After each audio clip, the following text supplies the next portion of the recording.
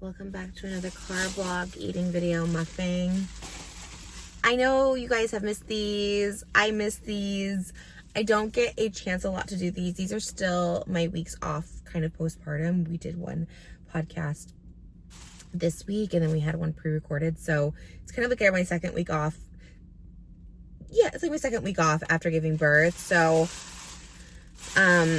I just came out to film a little bit. I put makeup on today. I actually had an audition today, a self-tape at home for a pretty big project. I never know if I will get it. I felt pretty good about it, but anyways, I enjoy doing them. So I did get some makeup done today and just, I don't know, I was like, let me just make some TikToks and I don't know.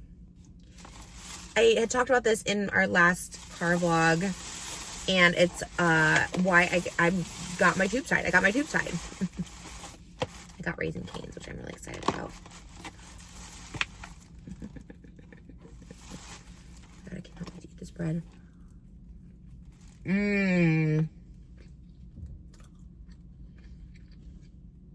It is so buttery and so good today.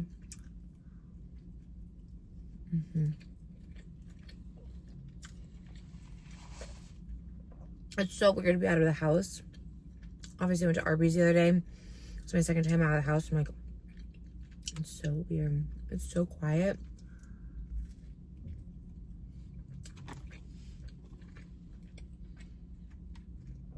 When you have like kids and the house is so full of like loudness and noises and chaos in the best way, silence isn't as amazing as I remember. I still love silence and crave it, but just kind of making me feel like, I don't know, back before I had kids. It makes me kind of sad, actually. I miss the chaos. I miss the noise. I don't take it for granted. I enjoy it. It's a lot when they're under 3 years old, they're under 3. But I know it's not going to be forever, and I really love the chaos because my life was always just about me, by myself, alone, and quiet. And while I'm sure that's beautiful to a lot of people, whether you've raised kids or you've been married or you just got out of a bad relationship, whatever, I was always single. I was always living alone. So for me, it's like triggering to have silence again. As a new mom, you think, oh, I just want to feel back to normal and I want to go out and do things I used to do. And while I love filming, like I wish Malibu was here eating chicken fingers with me. Anywho, we took her to the mall and she got like this really cute Disney dress. And she's so excited to go to Disney again for like Halloween time. But let's talk about what I came out to talk about. Iced tea again. That's so good. And that is my tube side. Now this is really personal. It's really personal. And one thing I've learned about even talking about it or even like considering it before I got them done is people have such strong opinions about it, which is kind of crazy. Look. I get people having strong opinions about our baby name. I knew, just like when I named my daughter Malibu Barbie, there were so many people that were like so upset by it. How could you do that? People are so wild. Like I said, I totally understand. I totally understand people not liking the name. I was prepared for that. I love the name. I think it's a strong name. Aquaman can go by Aquaman. He can go by Aqua. He can go by Moses. He can change his name for whatever, you know, but I love the name. We felt so strongly about it. And like, that's all that matters. Like, I love it. He felt like Aquaman to me. And I get people like not liking it. It's not everyone's cup of tea. Obviously it is a very out there name. People are like, you're setting him up for bullying. I think that's projecting. I do think he's Generation Beta. So we have Generation Gen Z behind me. Then we have Generation Alpha, which are my 2 girls. And he's Gen Beta. I think it's gonna be a very different time in regards to names. Everyone's gonna have very unique names, but also the bullying. So I think it sounds like projection. The craziest thing is when people call it child ABUSE.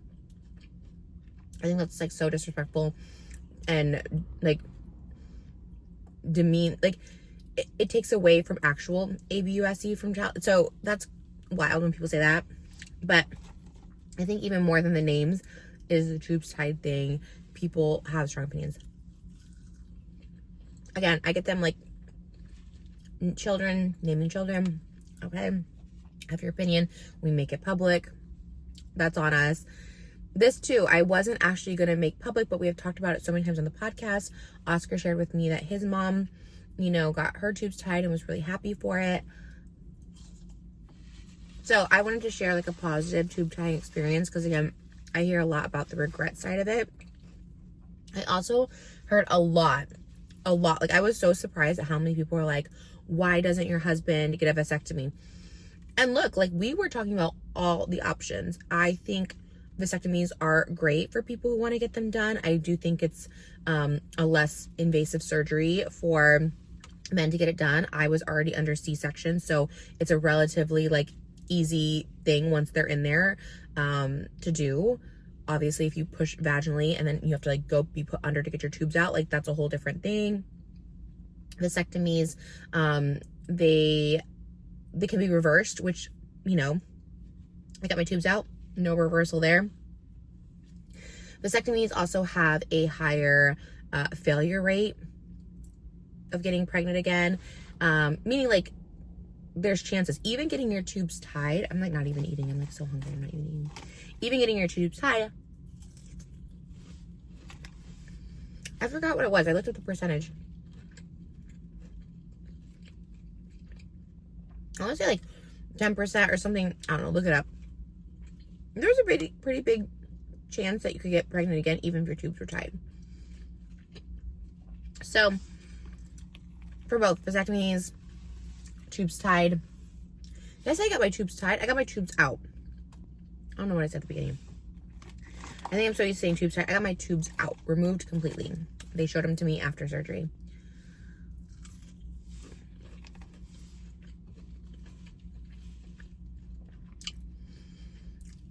For me personally, I cannot chance another pregnancy, period. Whether it was my tubes tied, birth control failing, vasectomies not taking effect, I cannot risk getting pregnant again. So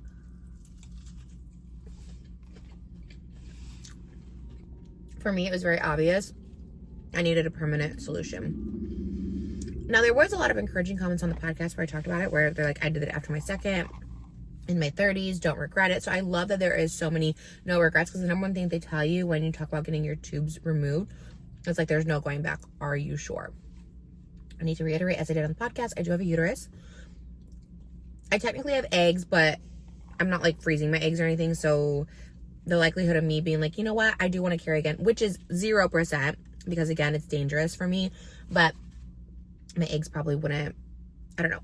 Look, no more pregnancies for me. And it's sad to say, because I would love to have 10 more babies. I loved being pregnant. I loved carrying. I was so fortunate to do it. But I've had 3 C-sections in 3 years. And that's just not advised. That is just not advised. Most doctors will tell you, probably all doctors will tell you, to not get pregnant after a C-section for a year. I think with vaginal delivery at 6 months, I think C-sections, like, you're not supposed to get pregnant for up to a year. Both times it was under a year when I got pregnant. This third baby was 3 months. C-section is a really hard surgery to recover from. You're cutting in layers. There's a lot of things happening down there. So with my last one, Aquaman,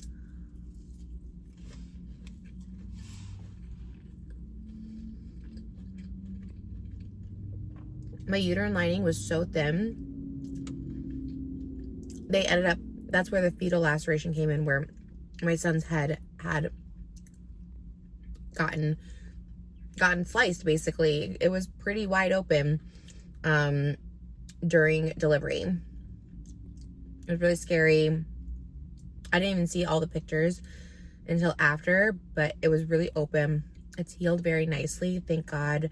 Obviously, him surviving is the most important, but all of that to say, my, a lot of, and again, I should tell people, like, if you're watching this, obviously, I did it. I had 3 C-sections in 3 years. My doctor remained calm about it, but the doctor that delivered, which was different than my doctor, my OB, he was out of town when I went into labor. the other doctor was like, they don't tell you, they don't want you to be scared, but the uterus could have ruptured because I went into labor 2 weeks early when I was supposed to have a scheduled C-section.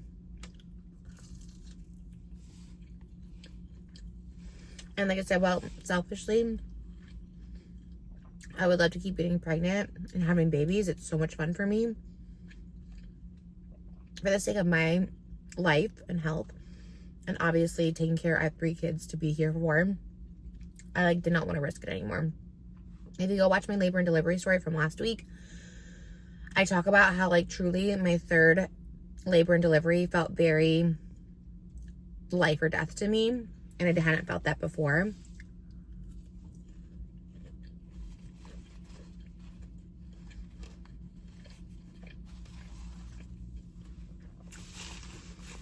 So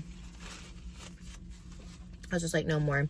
Another factor is obviously my age. I'm 37. Having this last pregnancy was a lot harder towards the end. Labor and delivery was a lot harder, and recovery is a lot harder. I'm 2-week postpartum and taking a 2nd week off, and it's really hard for me to lift my children, to lift myself. It's more painful. I get more dizzy and lightheaded, and it's just a lot harder recovery. My husband is 47, and thinking about our children, we're not young parents. I wish we were, for the simple fact that I would love to see my kids I would love to see grandkids. Or I just would love to see my children have full lives. I would love to see Malibu Barbie at 60 years old, 34 years old, so technically I could be 94. But, again, my husband being 10 years older too, to keep having kids for us at our age didn't really make sense.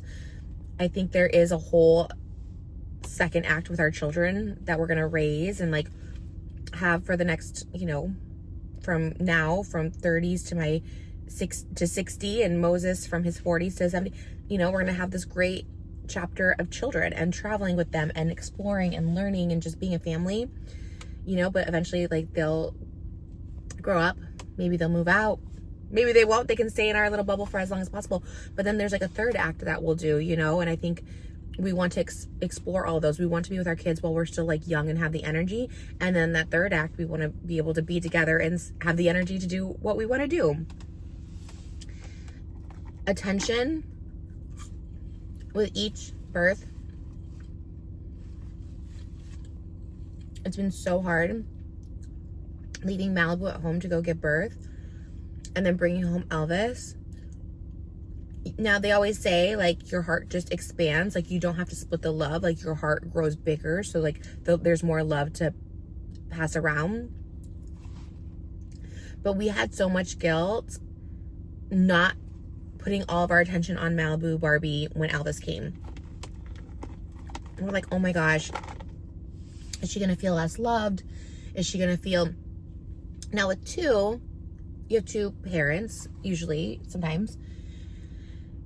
And so we could somewhat divide the attention. I remember when Elvis was born, I was really, really with Elvis all the time. So we bonded very, very quickly. While my husband Moses was more focused with Malibu and just playing with her and making her feel there's no division. A new baby is not taking away her parents. Okay. It was hard. It was a hard adjustment. I'm not going to lie, because you just want to give Malibu had all of our attention, and it was a little bit of an adjustment. Elvis obviously brings so much joy to not only us, but Malibu. She loves playing with her sister now. Now, with Aquaman coming in, Malibu is so sweet. She's just wants to feed him and this. Now, Elvis kind of gives a little side eye. Elvis is still a baby. Elvis is 14 months, not even. And so she's still a baby as well. So she's not really who's this baby, but kind of. And once again, splitting our attention. Now, yes, of course, your heart does grow bigger and you have more love. And the hope is, the siblings all become friends and they play with each other and they have each other for life, even when we're not here. But it's the stage 3 under 3 where they still all need attention. They're learning to share. They're learning life. They're learning emotions. And it's an adjustment. Then you think, oh my God, does the middle child, I'm a middle child, does the middle child think that they were just kind of lost in the shuffle? does the older one think the baby's gonna get the attention? Does the older one have to become parent all of a sudden? Like, obviously our kids are not like raising each other. They're all like the same age. They're all like baby age. But Malibu already is like, let me get a bottle. Like, let me help you, mom, with Aquaman. And she didn't get that babying. So you just kind of worry, will they all get enough attention? And it's somewhat simple now. Because again, they're all babies. Malibu's in ballet and swim class. Elvis is not ready for ballet yet. She's in swim. And then obviously Aquaman's not anything. But once they all start getting into activities, are we going to be able to take them to all their activities while still having I play the lottery every day because I'm like, I don't know if I can still have my job while I'm taking them to all their classes. And obviously you want to nurture and nourish and grow your children. So again, I would have loved to have literally truly 6 kids. If I would have started young, I would have had 6 kids. Even not starting young, I would have had 6 kids now. But again, age, the attention for each kid. I don't know how. People I've talked to who come from a big family, and I'm not judging. Look, if you have 6 kids, I get it. I wanted 6 kids. It's addicting. You want this little tribe, you know? But truly, do you think, I usually ask this from people who come from a family of 6 rather than parents of 6, because parents would be like, no, they all get attention. But when I ask my photographer Isaiah, he's one of 8 and he's the second oldest. And he's like, yeah, we basically just raised our siblings. And so a lot of times later, like when they're in life, he's like, I'm kind of good with kids. I kind of did the raising, you know? And maybe it works for families. There's a family on TikTok now. She has 11 kids. I think she was pregnant with her 12. I think she lost this last baby. It's very, very sad. And the internet all has something to say about it, right? She has 11 kids. 11 kids behind her when they announced. Some of them made faces like, what, you're pregnant again? And again, the internet has an opinion. And like I said earlier in this video with my baby names, if you share something on the internet, you're gonna have an opinion. I'm talking about getting my tubes taken out. There's gonna be people with an opinion on it.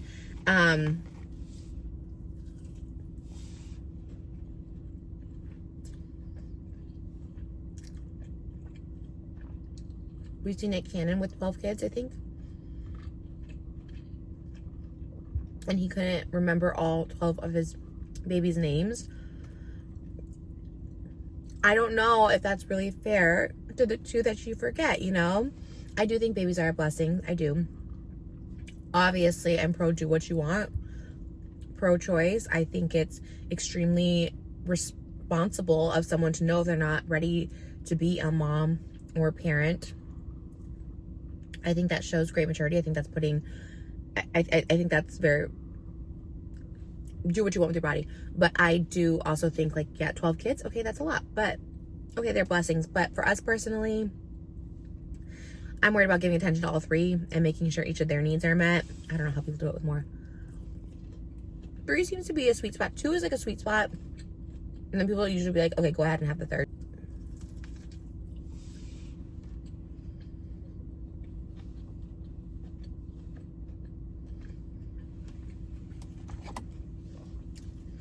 So those are the main factors of why I got my tubes removed.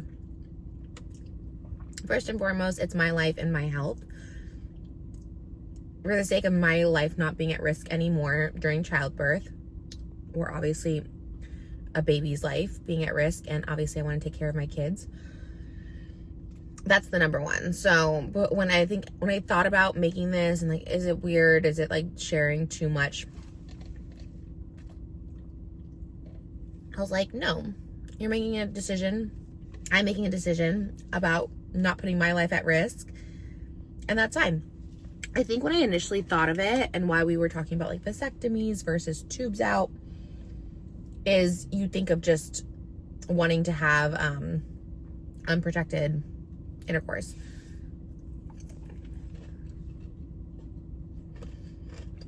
And what I struggled with at the beginning was like, am I shutting off a lifeline? Am I doing something? I do believe in God. I do believe in like the universe. I do believe in like creating life and all that stuff like that. It's a beautiful thing. my initial thought was, am I doing something unnatural? Am I doing something like against the universe's plan? Which obviously sounds very silly, especially me being pro-choice and birth control. It sounds very silly, but I'm so spiritual where I'm like, wow, with each new life there brings blessings and greatness. So I'm just walking you through my initial thought process with this. It's like, wow, am I going to be blocking off something? Is my spirituality going to be off? Is my alignment going to be off because I'm cutting off like literally lifelines, like what brings life into this world? And I struggled with that. I know that sounds like crazy to a lot of people. But for me, it was very like, I don't know if this is like what's meant to be. It seems unnatural, if you will. But I do believe in, again, doing what's best for me and my body. And ultimately, while I'm trying to be aligned with the universe and God and all that stuff, I'm like, I don't think me altering something in my body is going to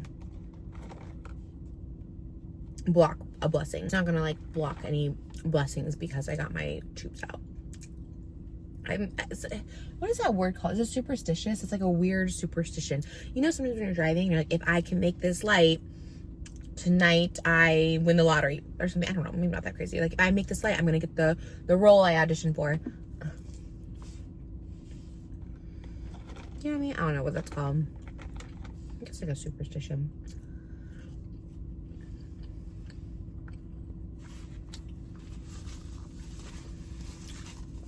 And it also struggled too. My other struggle was a little bit of the regret. I remember asking Moses so many times, like, are you sure? Like, a fourth. And while we even thought the idea of a fourth could be nice, again, it all came back to like my health. And then with this third one, even though we went in, because you do have to sign forms before you go in, even though we went in and signed these sterilization consent forms, you still are like, are you sure? You know, are you sure? And then when the labor delivery happened and it was rough, I was like, sure. And they even ask you again before they actually do it after your baby's delivered. Like, are you sure you want your tubes out? Because you have to repeat what you're getting done. I'm getting a C-section. I'm getting my tubes out.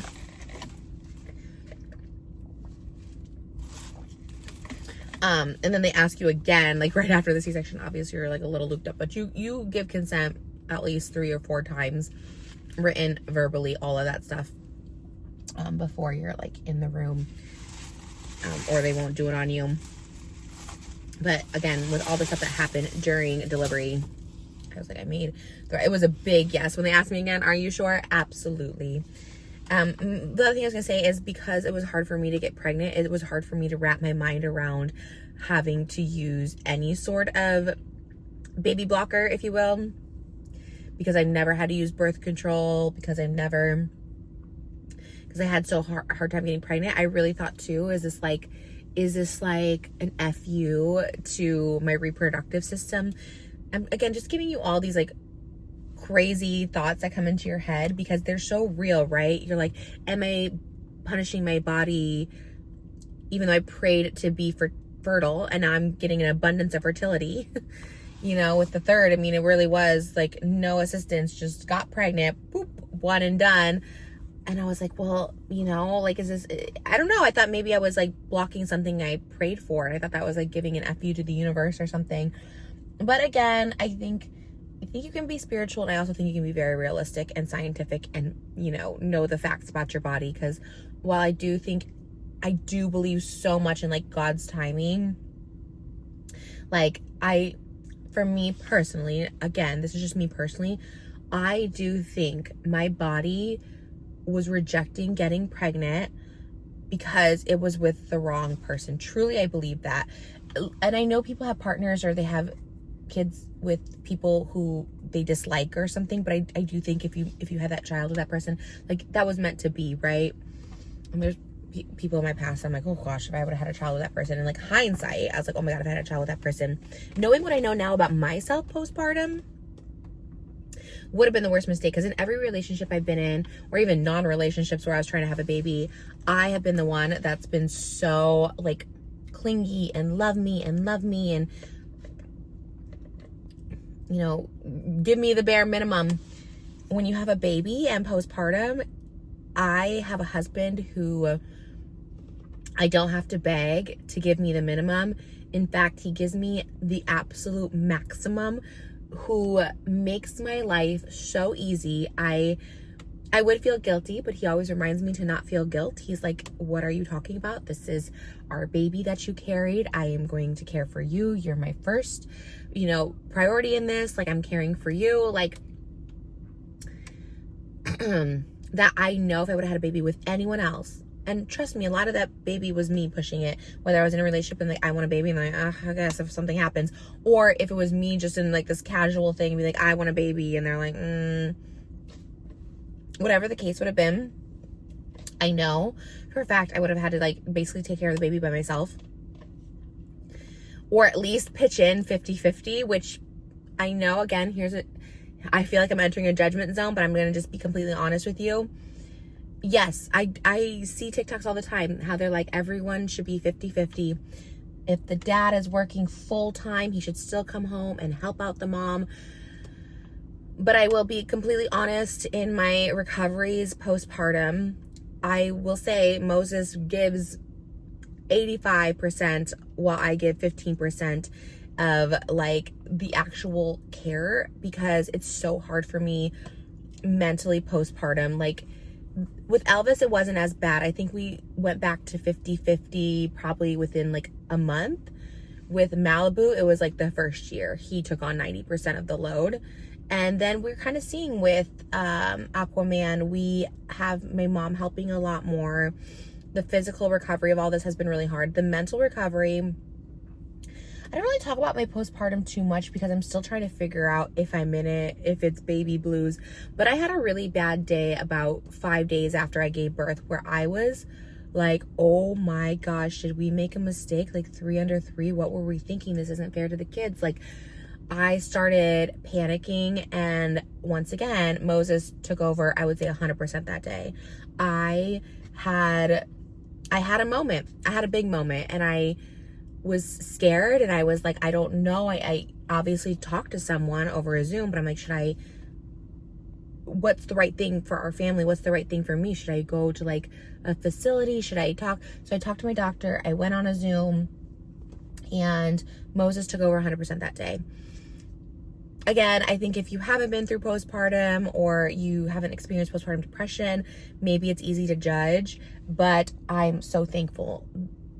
Not only that Moses could provide that 100%, because I do understand like parents have to go back to work and stuff, but that he does it so willingly, and he doesn't make me feel bad. So I had a full on, I guess, panic attack, and I just had a rest day, and the next day I felt so much better. In fact, I remember Malibu coming into the bedroom and being like, Mommy, are you okay? And I was like, yeah, I just have a tummy ache, which was true. My oh my God, my C-section hurt so much that day. I couldn't even like stand up straight. So I was like, Mommy just has a tummy ache. And she was so sweet. She like caressed my arm, took my hand, gave it a kiss, and she like crawled in bed with me. And when we woke up from the nap, like I was so much better. And that didn't happen that first year. That first year I was having multiple panic attacks. I was having multiple crying breakdowns in the bathroom. And so all that to say, I believe in timing, but I also believe in like, hey, know your body, know what's working, what's not working, and you kind of just know. And I'm so thankful. I'm so thankful that I didn't have children with any one of the people that I thought I needed to have kids with. I'm so thankful that I have the husband that I do, who really I know is probably the most, he probably is the best dad in the whole world. I'm really gonna just say that. I really do. I know he spoils me so much in life, and but specifically postpartum, that I remember like back in the day, I don't really see haters anymore. I don't know if they don't exist or I just don't see them. But back in the day when we see a lot more hate with our first baby, everyone would like, oh, he's the nanny, he's the manny, he's the mom and dad.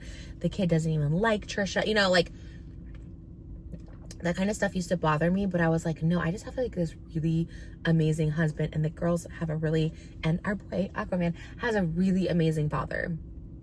So when I started flipping it like that, where I was thinking like, oh my God, I am such a bad mom, and I was just like, no, they have the best dad and I have the best husband, and ultimately it makes me a better mother because I can like gather myself. But most takes a lot of the heavy lifting when it comes to parenting early on with the babies. And it's helped my postpartum and my mental health recovery so much. With Elvis, I did kind of bounce back mentally within like a month or two, where it took me about a year with Malibu. And we're here with Aquaman now, 2 weeks in. I had one breakdown day. Today he's like, you know what, if you want to go film some content. But like I said earlier, I miss my little ones. I want to just go home and just like snuggle Aquaman. I did it with Elvis. I really enjoy it, but I really just want to take it in more because we have like 2 full weeks off, and I really just want to go home and just snuggle more and be off my phone. My mom's been coming over in the evenings, which helps tremendously on bath time because I can't bend over. I tried to do bath time with Malibu at the beginning, and it was like so painful. So, I mean, it's been wonderful. I get to enjoy Elvis and Malibu now, because if I'm outside with them on the playground, like my mom can be inside with Aquaman, and then that way me and Moses get to have time to be with our 2 oldest. So it's been really nice. And the best piece of advice I have gotten, and I will give to you guys, I have a sister-in-law who has 4 kids. She had them pretty close in age, and the under 3. I was like, how did you do it? She's like, yes, it can be a lot. She's like, my best piece of advice is ask for help and don't feel ashamed or embarrassed. And that's what I would give you guys, because I think with our first, we were really like, we're going to do this on our own, which we kind of did. Okay, 1, yeah, that's it. You know, I think if you have 1 and you have help, you're totally fine too, but 1 we can handle. 2, we kind of did on our own again too, but it seemed easier that time. And then 3, we're like, well, yeah, let's get some help. I needed the help. And Mo's like, whatever makes you feel comfortable. So don't be embarrassed to ask for help. There's that saying, it takes a village for a reason. If you don't have a village, there's plenty of people out there that you can hire, that you can, I guess there's like au pairs that you just have live with you. I don't know. There's so many different methods out there. So I think that's the best piece of advice. I don't think it makes you a bad mom to ask for help. In fact, I think it makes you a better mom if you can get the support you need mentally and physically.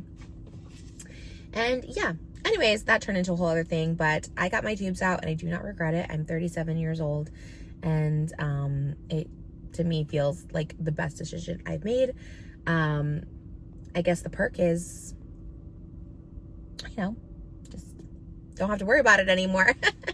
It's so funny because people always are like, you know, you worry so hard about getting pregnant in your 20s, and then when you're in your 30s trying to get pregnant, you worry so hard that you won't get pregnant.